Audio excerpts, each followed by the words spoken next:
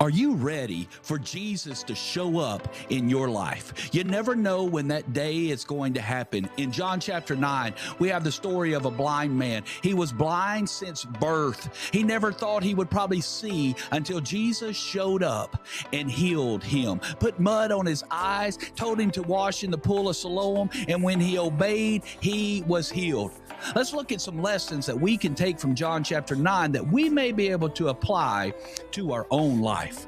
You see, we need to recognize in this world that God's purposes are greater than our understanding. There's no way in this broken, fallen world that will ever make sense of how things that are broken can be the things that fix us completely and fix us spiritually. It'll never make sense to us that sometimes suffering, it's not a punishment, but it's an opportunity for God to work in us and through us. Because these disciples were asking, well, who sinned? If this man was born blind, who sinned? His parents or him? And Jesus said, neither one of them sinned. This has happened so the glory of God will be revealed. Something is going to happen in your life. Will you allow God to show his glory through it? Because you see, Jesus is the light of the world, and he brings both physical light and spiritual sight. You see, he healed the man's physical blindness, but he opened it up so he could see spiritually of who Jesus Christ is. If physical things happen to you, and they happen for the good, we need to recognize God and who he is, because that obedience that we have to God is what leads us to transformation.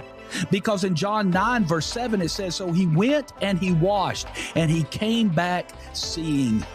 The blind man obeyed and he was healed.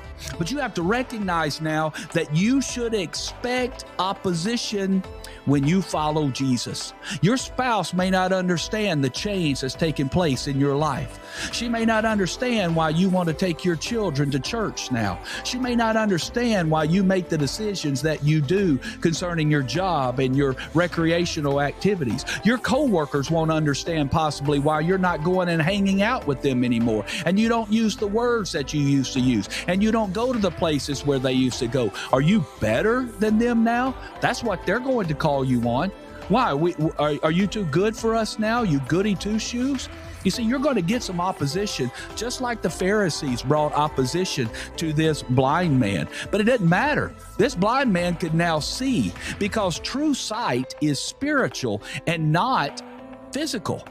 You see, once we're able to see what God has done in our lives, it becomes a spiritual journey. It's his journey now that we're on, and we know what Jesus has done for us. And that growing faith, when your faith grows, it will lead to worship. You will bow your knees. You will bow your head in allegiance to God Almighty. Jesus Christ will be the one that you want to die for. To live is Christ, and to die is gain, Paul said in Philippians. And this is so beautiful right here.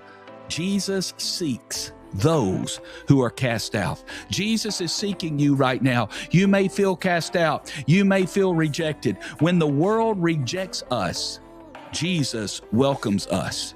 We need to believe that. We need to know that. Let's take that into the world today. Let's go make a difference. Let's make the things that we're going through right now bring about the glory of God.